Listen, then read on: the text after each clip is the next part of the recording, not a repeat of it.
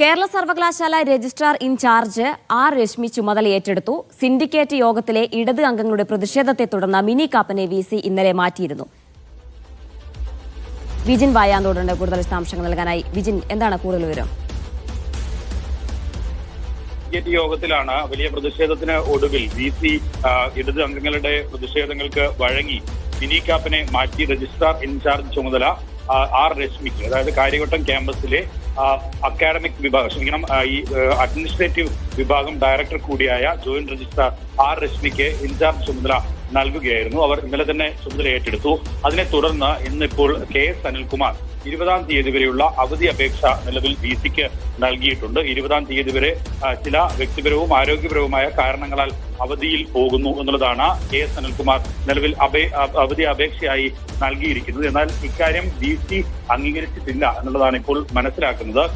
സസ്പെൻഷനിലിരിക്കുന്ന in charge registrar എന്തിന് അവധി അപേക്ഷ നൽകണം എന്നുള്ളതാണ് VC ഇപ്പോൾ മറുപടിയായി നൽകിയിരിക്കുന്നത് എന്നുള്ളതാണ് വ്യക്തമാകുന്നത്. എന്തായാലും ഇന്നലത്തെ സിൻഡിക്കേറ്റ് യോഗവും കുറെ കാലമായി തുടർന്ന വിവാദവും ഒക്കെ ശേഷമാണ് നിലവിൽ KS അനിൽകുമാർ ഹൈക്കോടതിയിൽ ഹർജി നൽകുകയും അതുമായി ബന്ധപ്പെട്ട വാദങ്ങൾ പൂർത്തിയാവുകയും ഒക്കെ ചെയ്തിട്ടുണ്ട്.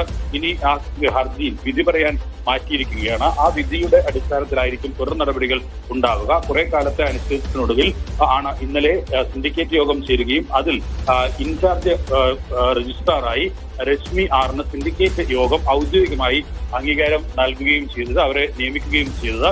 നേരത്തെ മിനി കാപ്പൻ VC നിയമിച്ച ഇൻചാർജ് മാത്രമാണെന്നും അവർ നൽകുന്ന ഫയലുകളോ അവർ എടുക്കുന്ന തീരുമാനങ്ങളോ അംഗീകരിക്കില്ല എന്നുള്ള കൃത്യമായ നിലപാടായിരുന്നു സിൻഡിക്കേറ്റ് കൈക്കൊണ്ടിരുന്നത്. അതിന്റെ അടിസ്ഥാനത്തിലുള്ള വലിയ തരത്തിലുള്ള ഭരണ പ്രതിസന്ധിയും സർവകലാശാലയിൽ ഉണ്ടാവുകയും ചെയ്തിരുന്നു. ഇതിനൊക്കെ ഒടുവിലാണ് ഈ സിൻഡിക്കേറ്റ് അംഗങ്ങളുടെ നിരന്തര ആവശ്യവും ഒപ്പം തന്നെ 2 മാസത്തിലൊരിക്കൽ സിൻഡിക്കേറ്റ് യോഗം ചേരണമെന്ന ബൈലോയിലെ നിബന്ധനയും പ്രകാരം ഇന്നലെ സിൻഡിക്കേറ്റ് യോഗം ചേരുകയും അതിന്റെ അടിസ്ഥാനത്തിലുള്ള തീരുമാനങ്ങളിലേക്ക് സർവകലാശാല സിൻഡിക്കേറ്റ് എത്തുകയും ചെയ്തത്. ശരി വിജിൻ.